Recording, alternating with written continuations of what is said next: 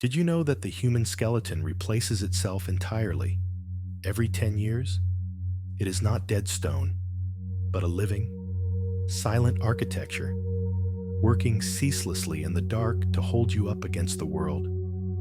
Welcome to the BioSleep archives. Tonight, we enter the fortress to witness the miracle of your own foundation. The descent begins now. Allow your awareness to drift inward now. Let the outer world fade away. Visualize the deep interior of your own form. In this moment of absolute tranquility, feel the persistent structure that supports you against the constant pull of gravity. This deep, hidden structure is the silent architecture of the human form. It provides the essential shape, the physical support, and the fundamental mobility for your entire body.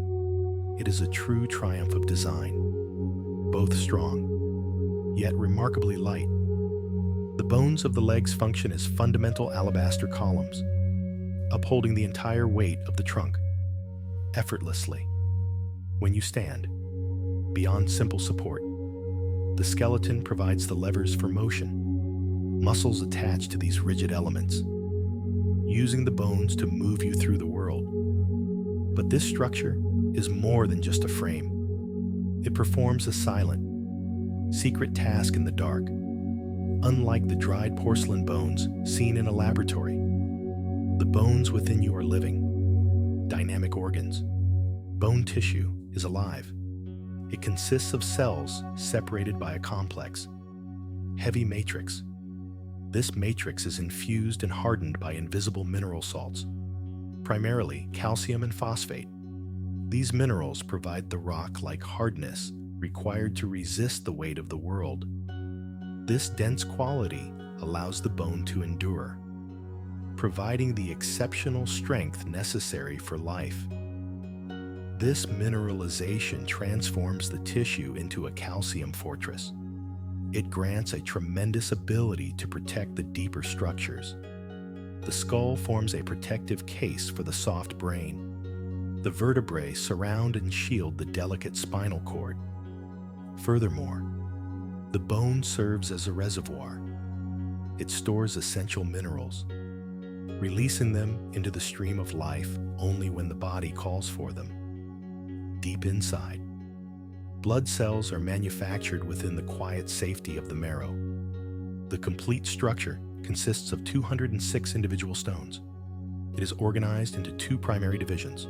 First, the central axis, the skeleton axial, the skull, the spine, and the cage of the chest. Second, the appendages, the skeleton appendicular, the limbs, and the girdles that attach them to the center.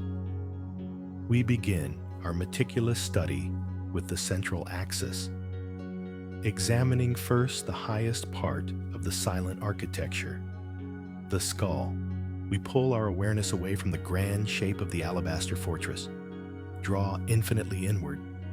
Our focus narrows, moving beyond the smooth surface of the bone, seeking the quiet, internal geometry of the tissue itself.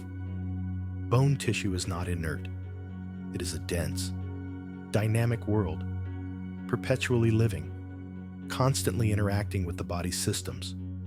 It is constructed of cells embedded within a resilient, mineralized matrix. This matrix grants the bone its incredible structural fortitude. It is a blend of the organic and the inorganic. The inorganic part is rich in salt. Tiny crystals of stone form within the structure, granting the rock-like hardness necessary to resist the weight of the world. The organic part is a hidden web, a woven lattice of fibers. These numerous strands are essential. They allow the seemingly rigid bone to withstand tension and twisting, preventing it from shattering like glass.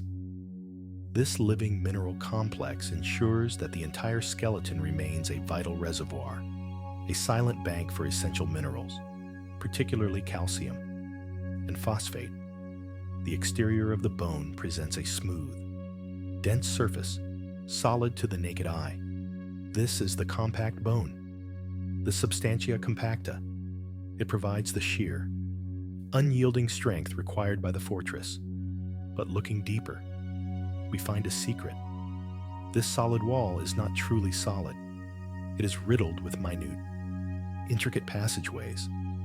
The fundamental unit of this dense tissue, the osteon. Visualize these structures now. Long, cylindrical pillars. They run parallel to the pull of gravity, aligning perfectly with the weight of the world. Each one serves as a miniature, weight-bearing column. Structurally, they are a masterpiece, consisting of concentric tubes, resembling the rings of an ancient tree trunk. This cyclical pattern creates a petrified forest of calcium. Each ring is called a lamella, a little plate within a single ring. The fibers run in one direction, but in the neighbor ring, they flow in the opposite direction. This intricate, woven arrangement grants the bone extraordinary strength against the twisting forces of life. At the very center of each pillar lies a sheltered conduit, the central canal. It carries the river of life, the vessels and nerves that sustain the stone.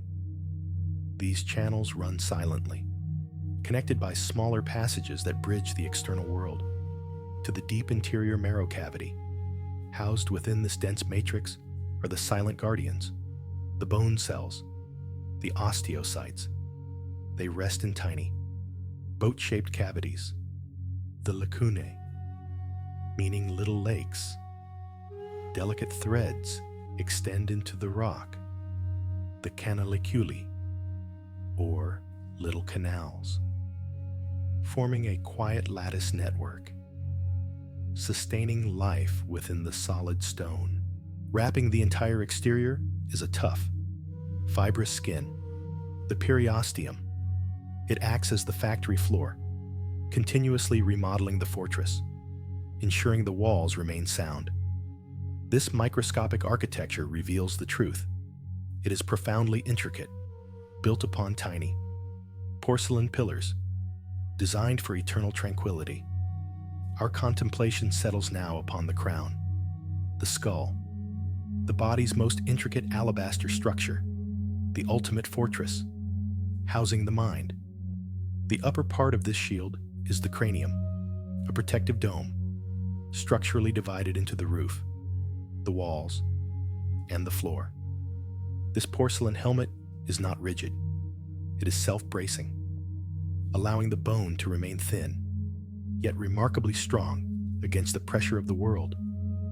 Much like the structural elegance of an eggshell, 8 great plates of bone come together, forming a silent dome to cradle the mind. We begin with the frontal bone, the os frontale.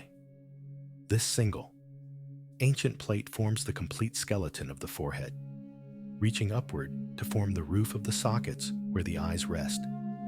Visualize this bone now, a smooth, alabaster arch rising above the eyes.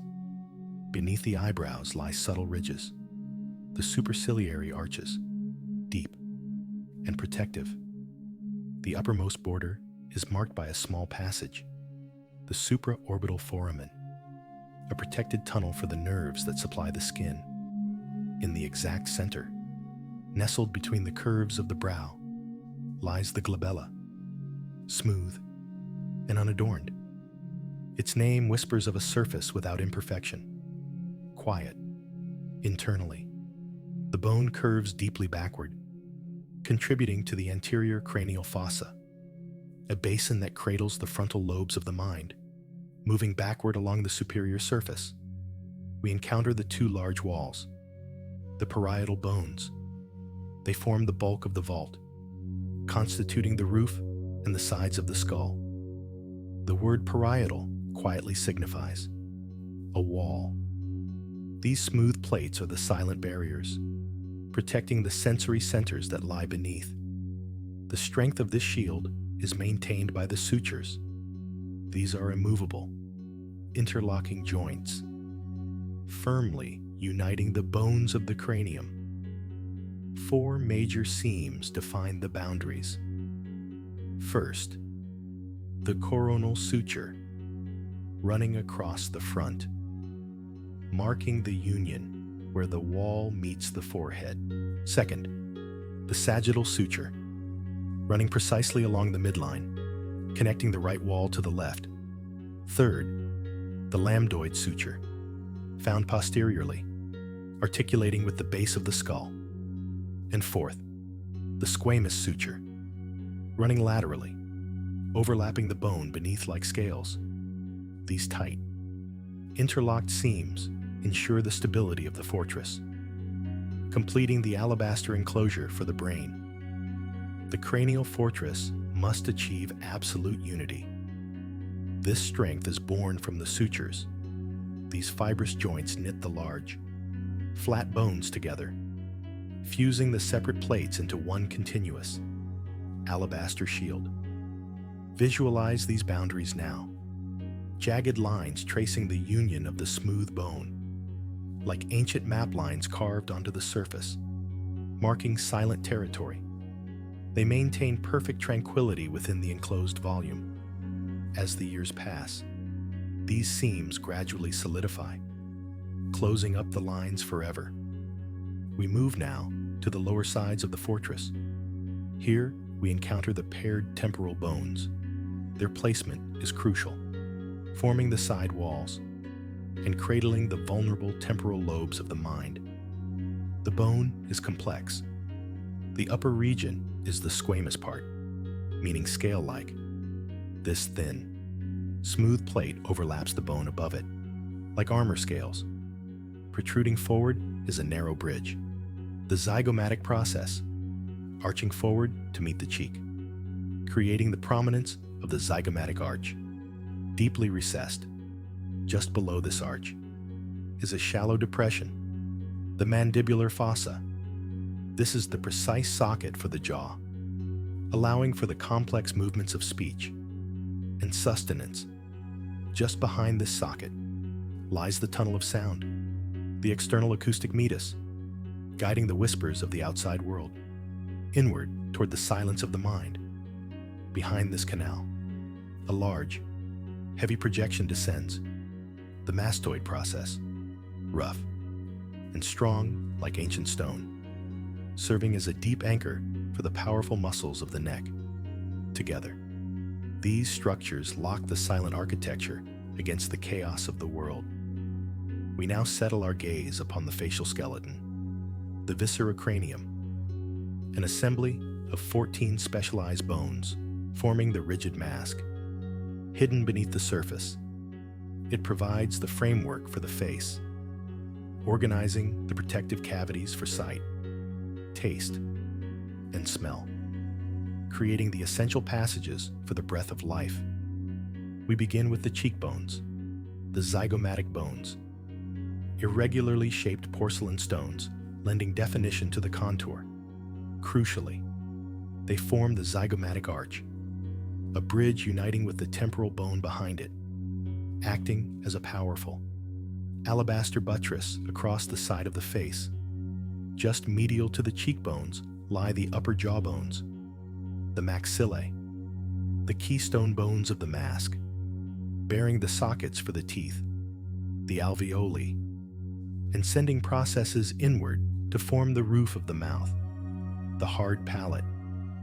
Notice the small window just beneath the eye, the infraorbital foramen, allowing the silent passage of nerves to the surface. Centrally located is the nasal cavity, a profound, hollow chamber, its roof formed by the delicate plates of the ethmoid bone, its floor firmly established by the hard palate. The median partition, the nasal septum, divides the cavity, comprised of the perpendicular plate above and the vomer below, a bone whose name suggests the shape of an ancient plowshare. Projecting inward are the nasal conchae, thin, delicate scrolls of bone, creating essential turbulence in the inhaled air, warming and filtering the breath before it descends into the body's reservoir of life. We descend now to the sole movable bone of the skull, the lower jaw, the mandible, the largest and strongest bone of the face. This bone is the skull's heavy anvil, providing the foundational strength, structured by a horizontal body and two vertical branches, meeting at the prominent angle of the jaw. The mandible achieves its movement through a complex articulation, the temporomandibular joint. The oval knob articulates precisely within the socket above, a specialized hinge, permitting simple opening and the crucial gliding movements of life. This articulation facilitates the power of sustenance, driven by muscles capable of exerting tremendous crushing force. When the jaws are closed, the meeting of the teeth creates occlusion, locking together, generating immense structural pressure in the dark. Anchoring this heavy anvil are the teeth, held within the deep sockets, the alveoli. The tooth is not rigidly fused. It is held firmly by the woven threads of the periodontal ligament, a connection known as a gomphosis, a microscopic suspension system, allowing the tooth to withstand the shock of existence without shattering against the bone. The tooth itself is an expression of the fortress. The exposed surface, the crown, is covered by enamel, the hardest substance found in the human form. It consists of densely packed crystals, arranged in rods to resist the forces of time.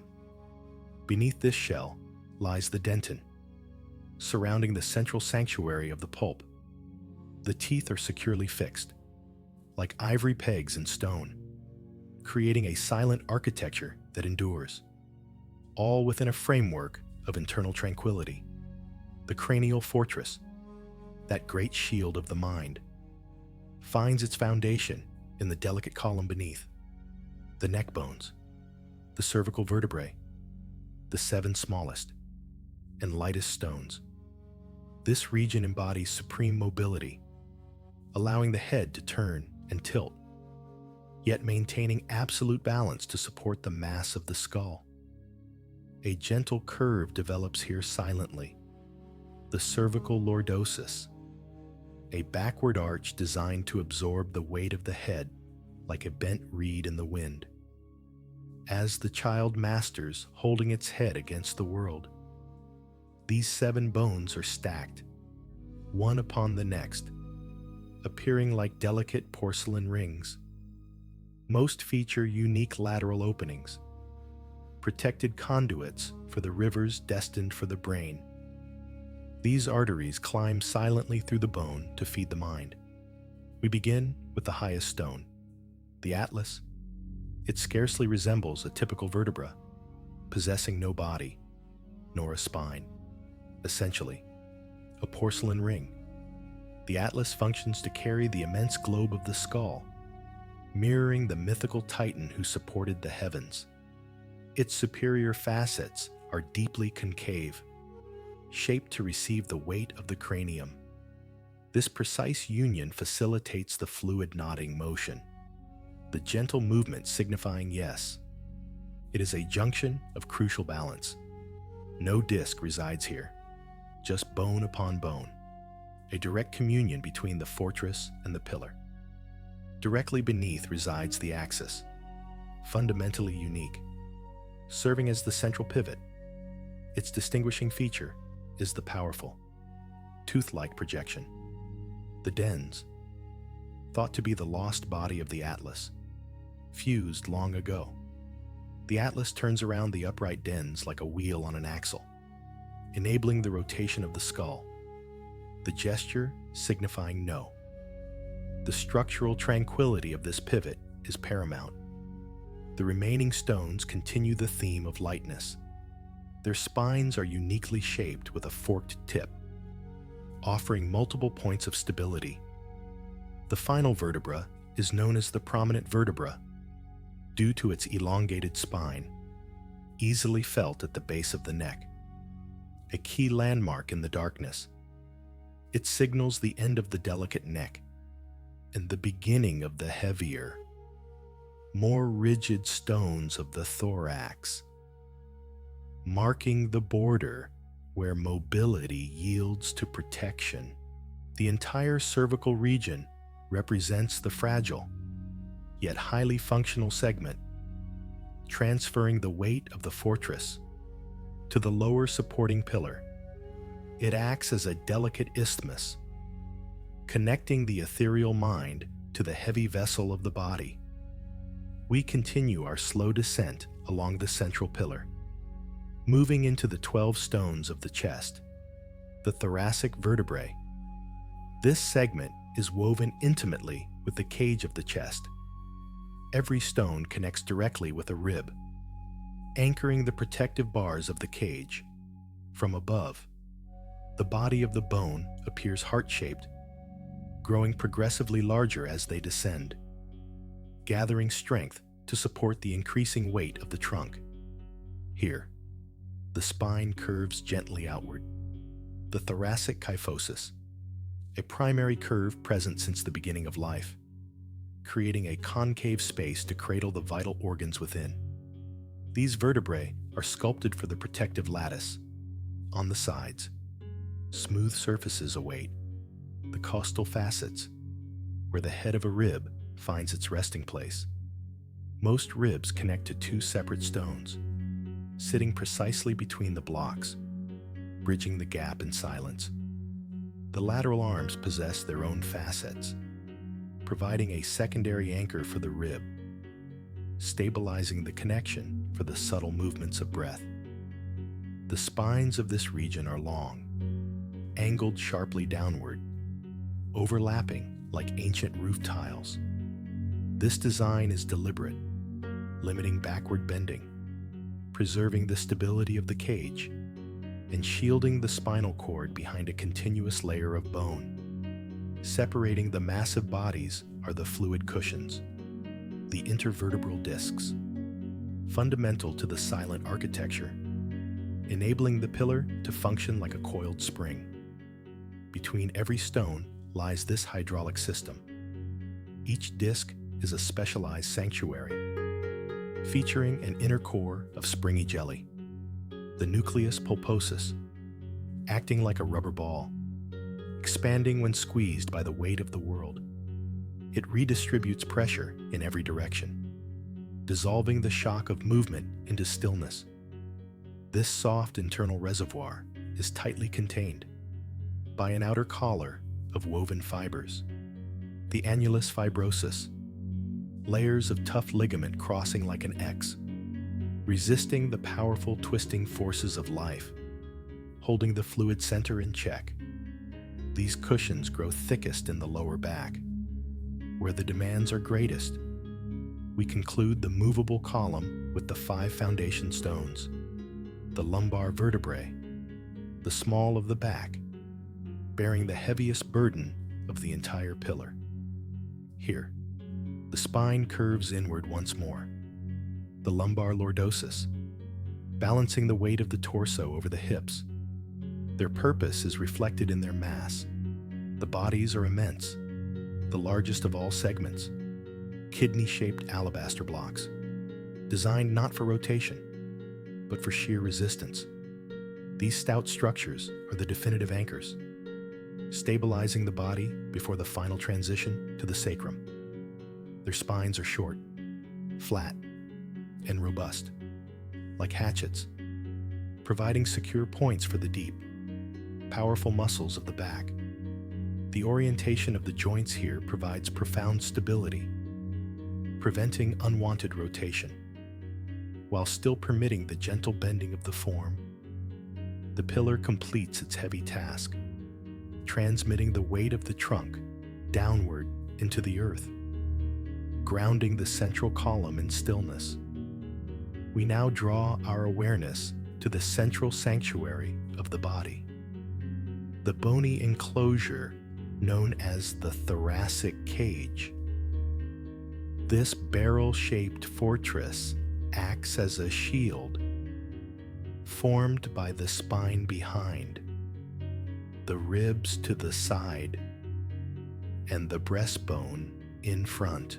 Its purpose is foundational, forming a robust, protective cage around the most vital organs: the heart, rhythmic and constant, and the lungs, the twin vessels of air. It also offers critical protection to the deep reservoir below, shielding the liver and the spleen within its lower rim. Anchoring this assembly along the midline is the breastbone, the sternum, a flat, elongated plate of bone, sitting superficially just beneath the skin. This bone is likened to an ancient dagger, pointing downward into the abdomen, comprised of 3 distinct segments fused into one shield. The superior section is the handle, the manubrium, broad and thick. It receives the collarbones, anchoring the heavy girdles of the arms. It joins the largest middle section, the body, the gladiolus, or the blade. This juncture forms a crucial landmark, the sternal angle, a subtle transverse ridge, easily felt by the hand, acting as a subtle hinge, allowing the bone to swing gently forward during the deep, rhythmic expansion of the breath. The final, smallest point is the xiphoid process, characteristically described as sword-like. It begins as cartilage, slowly hardening into bone as the decades pass, marking the absolute center of the torso. 12 pairs of ribs emerge from the pillar behind, running forward to form the flaring, woven lattice of the side walls. They are flat bones, curved like ancient bows, designed to absorb impact without shattering. The upper 7 pairs attach directly to the shield, the true ribs, costae veri. They are the primary bars of the cage. The next 5 are the false ribs, attaching only indirectly, or not at all. Their tips merge into a common margin, creating a sloped arch that defines the chest. The final 2 pairs are the floating ribs, short, delicate bones, terminating silently within the deep muscles of the wall. They are free, unattached to the sternum, granting freedom to the waist. The ribs do not touch the breastbone directly. They attach via the costal cartilages, composed of hyaline cartilage, from the Greek word for glass, a tissue characterized by resilience and translucence. This porcelain-like material contains water, enabling it to spring back. It prevents the cage from becoming a rigid stone tomb. This resilience is fundamental to the breath. The entire cavity behaves like an expandable bellows, a dynamic chamber of air. During the intake of air, the great dome of the diaphragm contracts, descending into the abyss of the abdomen. Simultaneously, the ribs lift upward and outward, like the handles of a bucket rising, enlarging the dimensions of the chest in all directions, creating a vacuum that pulls the atmosphere into the lungs. This complex, synchronized, silent architecture ensures the continuous rhythm of expansion. When the muscles relax, the cage recoils, driven by the elastic memory of the cartilage, expelling the air effortlessly, maintaining the internal tranquility required for life. A perpetual cycle of rising and falling, supported by the silent white bones in the dark. We have laid the foundation of the central pillar, but the true masterwork lies above. In the next archive, we ascend to the crown, the skull, the complex alabaster vault that safeguards your very consciousness. From the jagged map lines of the sutures to the hidden chambers of the sinuses, join us as we unlock the secrets of the helmet that protects your dreams. Until then, honor this vessel, take care of your form, and sleep well.